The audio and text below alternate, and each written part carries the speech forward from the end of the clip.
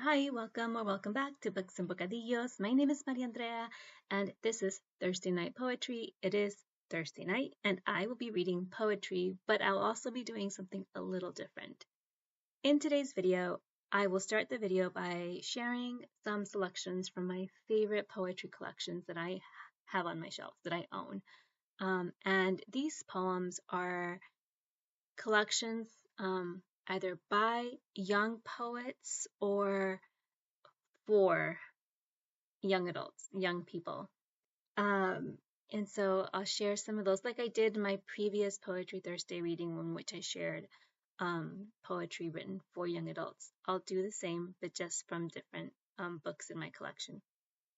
And then in the second part of this video, I'm going to do a little bit of a bookshelf tour, but I'm not going to take you around all the shelves. I've just pulled out some of my favorite either novels or poetry collections that are written for young adults. And this is all in celebration of the month of August, in which we are celebrating August.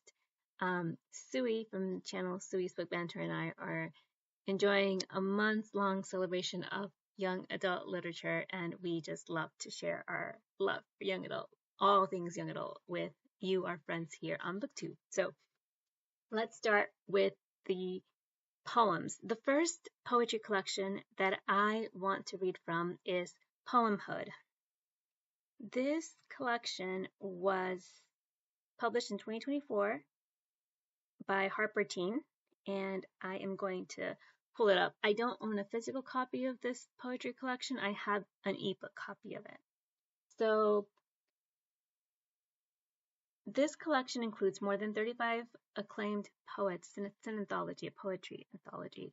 It's titled Poemhood or Black Revival, edited by Amber McBride, Taylor Byos, and Erica Martin. The subtitle here is History, Folklore, and the Black Experience, a Young Adult Poetry Anthology.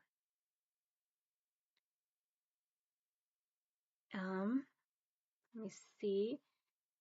The first poem I want to read is titled Track 7, Why the Mosquito Buzzes in Your Ear, by Danez Smith. Back when we all spoke the tongue of the earth, she told a lie, soft as butterfly wings, but lies stick like old honey and roll around, picking up anything on the ground, or right out the low air, and her pretty little lie tricked the iguana, who acted a fool, which scared the snake, who caused a panic, which sent every animal running like wildfire, which shocked the elephants, who shook the earth, which frightened the lions, who freaked gazelles, who rushed the fields, which held the trees and rattled the branches. And down fell the owl child, down the shaking earth, and under a brief sky of hoofs he flew no more. And so the mosquito whizzes by the ears of anyone, speaking loud as two suns, or whispering into midnight, trying to hear if the world has forgotten the little owl crushed by her little lie, her wings crying, her bloody apologies. What I love about this collection is that after every poem, or almost after every poem, there's an outro, and so I want to read that here. It is a truth universally known that seemingly small actions can have profound consequences. And this poem inspects this truth. A tiny lie can cause pain, destruction, violence, and even death. The poem serves as a cautionary tale about the power of our words. This sentiment resonates even more in the Black community, where lies have historically led to tragedy for Black individuals. I really love this collection so much. I would like to read another one. I'm going to read this one. This is from the same section of that. This is Volume 4, Magical is a section of this collection of the poems are grouped in sections. So this section is Volume 4, Magical. And there's a quote by Zora Neale Hurston that says, "No, I do not weep at the world. I am too busy sharpening my oyster knife." So the next poem I want to read from this section of this collection, this anthology, is titled Track 1, Mumble the Magic Words by Jabari Asim. Come, claim your wings, lift your life above the earth, return to the land of your father's birth. Come, unbend your back, let us fade together in a trick of light, let us gather stars and write the night, never forgetting those who've forgotten beneath the lash and sink of cotton. Come kunka yal, come tambe, buba yali, buba tambe. Mumble the magic words, seize the sky as roaring birds. The outro here says, the author says this poem is part of a series inspired by tales of our enslaved ancestors who solved the riddle of flight by unlocking their tongues and taking wing all the way home to Africa. The poem conjures a spell and a way home to freedom. It also empowers us and our ancestors. So these are just two poems from this collection titled Poemhood, Our Black Revival. Now, the next poetry collection that I want to read from is Amanda Gorman's Call Us What We Carry collection of poetry. I love this collection. So the front flap says, this book is a message in a bottle. This book is a letter. This book does not let up. The luminous poetry collection by #1 New York Times bestselling author and presidential inaugural poet Amanda Gorman captures a shipwrecked moment in time and transforms it into a lyric of hope and healing. In Call Us What We Carry, Gorman explores history, language, identity, and erasure through an imaginative and an intimate collage, harnessing the collective grief of a global pandemic. These poems shine a light on a moment of reckoning and reveal that Gorman has become our messenger from the past, our voice for the future. And I like her biography here in the back. I think everybody knows who Amanda Gorman is, but I'm just going to read a little bit about her. Amanda Gorman is the youngest presidential inaugural poet in U.S. history. She is a committed advocate for the environment, racial equality, and gender justice. In 2017, Irvin Ward named her the first ever National Youth Poet Laureate. Gorman's performance of her poem, The Hill We Climb, at the 2021 presidential inauguration received critical acclaim and international attention.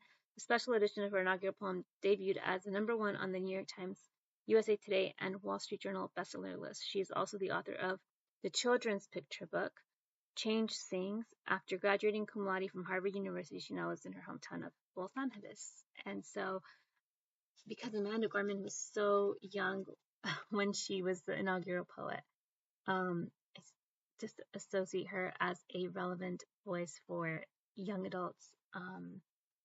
And so I wanted to include her in this celebration of Yagas by reading a poem by Amanda Gorman.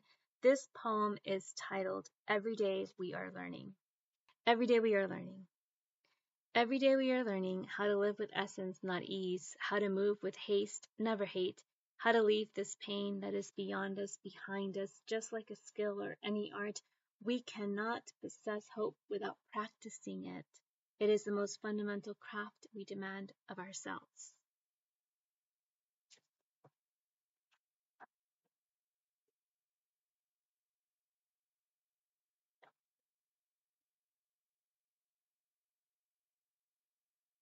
Okay, I think the next one I'm going to read is this one here. It's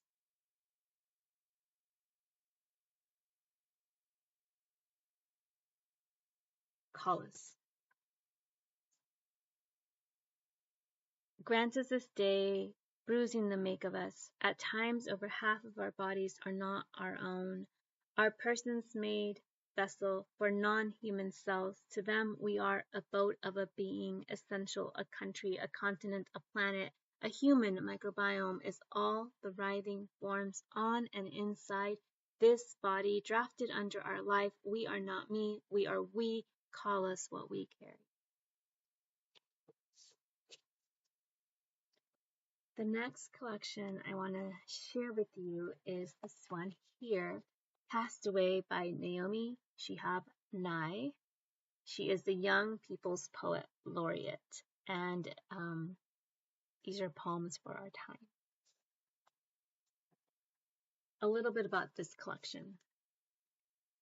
How much have you thrown away in your lifetime already? Do you ever think about it? In this collection of 84 poems, beloved poet Naomi Shihab Nye delves into mountains of trash along the highways, on the beaches, and the playground, floating through the air and sea to illuminate essential truths and inspire. Rubbish, refuse, waste, litter, garbage, dregs, scum, debris, junk, dross, detritus. There are a lot of words for what we cast away. Trash tells its story, especially if you listen. Trash sends a warning, a plea for help, a call to action. Deeply moving, often humorous, richly inventive, and always provocative. Castaway includes poems about food wrappers, lost mittens, plastic straws, refugee children, trashy talk, homework, community, the planet, immigration, time, junk mail, and all that we carry and all that we cast away. So I want to read this poem titled Attention. Attention. A man named his baby daughter because of a playing card he found on the ground. No one can remember the details, and neither of his daughters are named Queen or Ace. But we remember the location of the playing card near Alamo Music Company, under the sign that says, Music Heals, see the music doctor. And how at one moment he was looking down. In high school, a woman in my dream told me to give a message to a blind girl in my class. I'm her mother. Tell her not to kill herself. My thought upon awakening, why doesn't she tell her directly? I believed in dreams, but felt crazy chasing a girl I barely knew down a hall, then stuttering such words.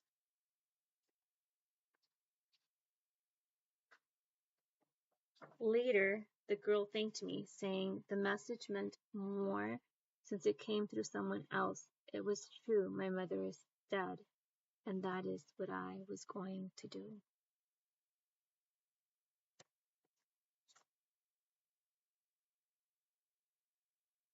Okay, I'll read one more. Separated.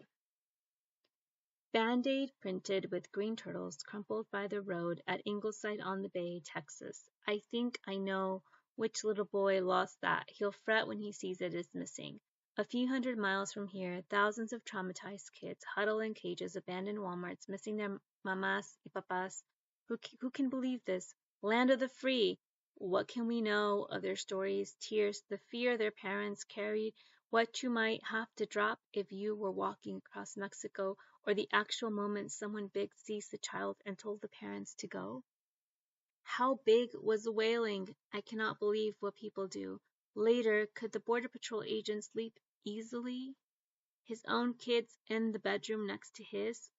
When I was 7, I read The Hangman at Home by Carl Sandburg. Anything is easy for a hangman, I guess. I had to ask, what is a hangman? No one would tell me. Our favorite Republican pal writes a note saying, quote, at least the kids will be having regular meals and recreational activities now. But I want to lie down and cover my head with a pillow as my father did the day his own family became refugees so long ago.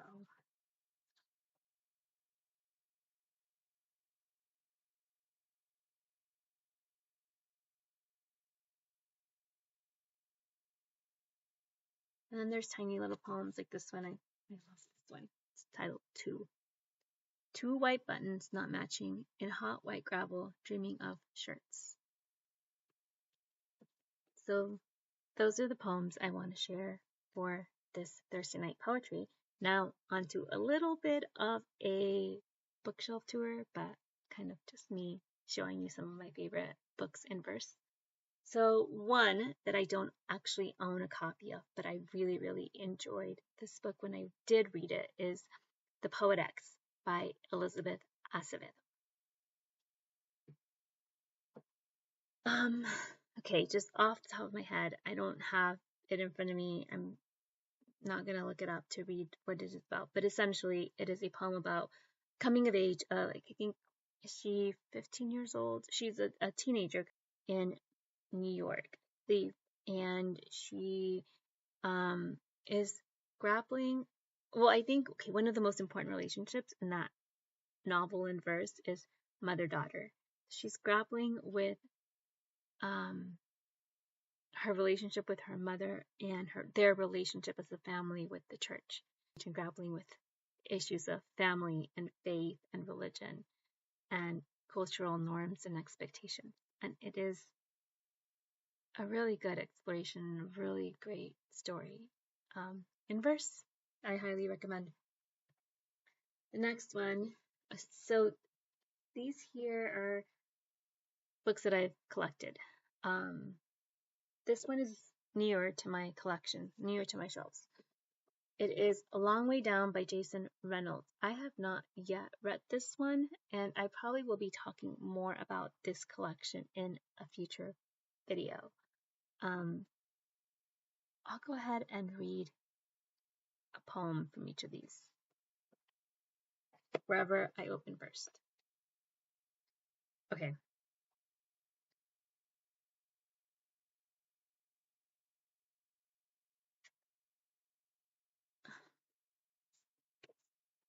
Except, well, I'll just wherever I open first.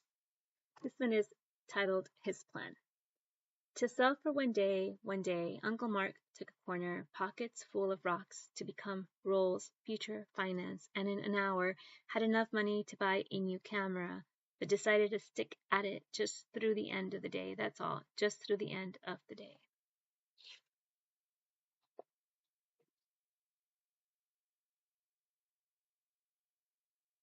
I'm going to read the back of this one. It's a 60 seconds, 7 floors, 3 rules, 1 gun.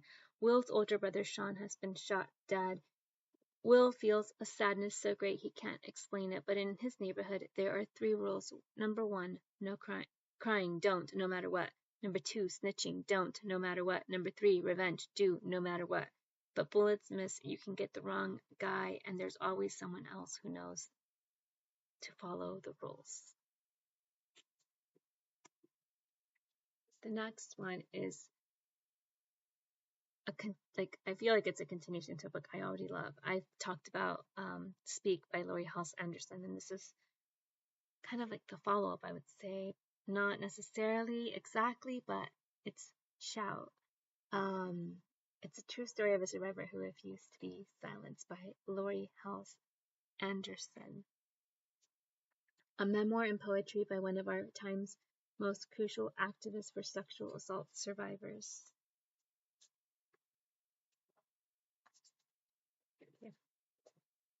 Yeah, this is where I first opened.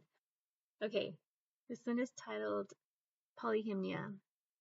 It is my first morning of high school. I have 7 new notebooks, a skirt I hate, and a stomach ache. Opening lines of Speak. I began high school, my 4th school in 4 years, with 6 polyester skirts, not just one, all some of my grandmother who loved me so much. She didn't want me to start the new school in hand-me-downs, 'cause the rich kids would laugh. She sewed me 6 skirts, the colors of autumn, so I could wear a brown turtleneck with all of them. I armored myself that first day, 2 weeks after the boy raped me, with incantations, grand maternal. Love-sewn skirt, unheard prayers, a penny in each loafer. I walked to the bus stop, then to the gallows. My first day of 9th grade had no assembly, no, quote, first 10 lies they tell you in high school, end quote, no showdown with Mr. Neck. Speak is a novel rooted in facts, to be sure, but a story bred with its own DNA. An invasive species growing out of a stump of a tree hit by lightning, growing from the girl who survived. The overlap of my stories and my life is a garden courtyard, sky strung with stars and scars where planets were torn from their orbits. The courtyard where that stump grows is surrounded by stone walls 3 miles high, carved with thousands of locked doors and secrets that bloom open in the moonlight. This next one here, I've had for a really long time, and I haven't read it, and I really want to read it, and this could probably be one of those books for my untouched books that I haven't done yet, but this is This Impossible Light, a novel by Lily Myers. The back of this says, Can I tell you a secret? She says. Yes, I yell and I put my finger to my lips. It's the night before my 10th birthday years ago. I always wanted a girl. I smile. We know each other by heart. We tell each other everything. Now, every glance, every word is full of things she tries to hide, things she thinks I can't see. She protects herself with silence. It's one of the many things I've learned from her. The inside flap says, 15-year-old Ivy's world is in flux. Her dad has moved out, her mother is withdrawn, her brother is off at college, and her best friend Anna has grown distant. Worst of all, Ivy's body won't stop expanding. She's getting taller and curvier. With no end in sight, even her beloved math class offers no clear solution to the imbalanced equation that has become Ivy's life. Everything feels off kilter until a decision to change the way she eats gives her a boost in confidence and reminds Ivy that her life is her own. If Ivy can just limit what she eats the way her mother seems to, she can stop herself from growing, focus on the upcoming math competition, and reclaim control of her life. But when her disordered eating gives way to missed opportunities and a devastating health scare, Ivy realizes that she must weigh her mother's issues against her own and discover what it means to be part of and apart from her family. A beautifully raw novel in verse, inspired by the slam poetry viral sensation Shrinking Women, this impossible light explores the powerful reality that identity and self-worth must be taught before they are learned. Okay. And so this whole story is about disordered eating. And so this poem is titled Hungry, Huh? Hungry, huh? He asked, after I devoured my second bagel, relishing the thick avocado, the tang of salt. Yeah, I guess I say, thanks, that was so good. No problem, I'm glad you stopped by. I was gonna text you soon. It's okay, I know you're busy. Yeah, he rubs his eyes again. I'm at the restaurant 6 nights a week now, but it's great. Sky tells me about the internship, the noisy restaurant kitchen, the mess, the chaos.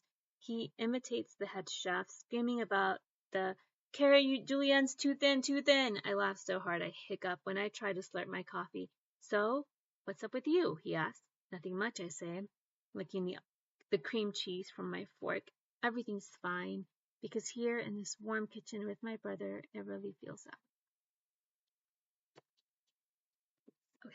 And the last book I want to share with you is one that I treated myself to recently, and it is Call Me Athena, Girl from Detroit.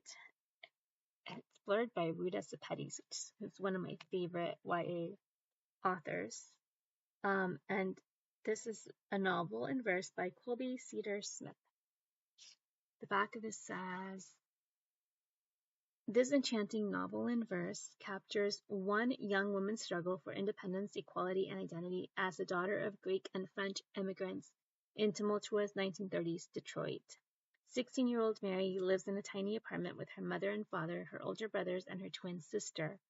Every day she questions why her parents came to America when they insist on living in the ways of their old countries. Mary yearns for true love, to have a career of her own, and to become a modern American woman, much to the chagrin of her immigrant parents who just want her to behave like a good Greek girl. Through Depression-era hunger strikes, joblessness, and violent riots, Mary struggles to create her own identity as the American-born daughter of immigrants living in the 1930s, loosely based on author Colby Cedar Smith's paternal grandmother. Call Me Athena is written from the shifting perspectives of 3 vividly drawn narrators and delivers a timeless message of love and loss, tradition and heritage, freedom and equality, courage, and most importantly, hope. Colby Cedar Smith grew up in the Midwest, and she still dreams of the cold northern woods and the smell of lake water. She holds degrees from Colorado College and Harvard University. In 2020, Colby received a New Jersey Individual Artist Fellowship in Poetry.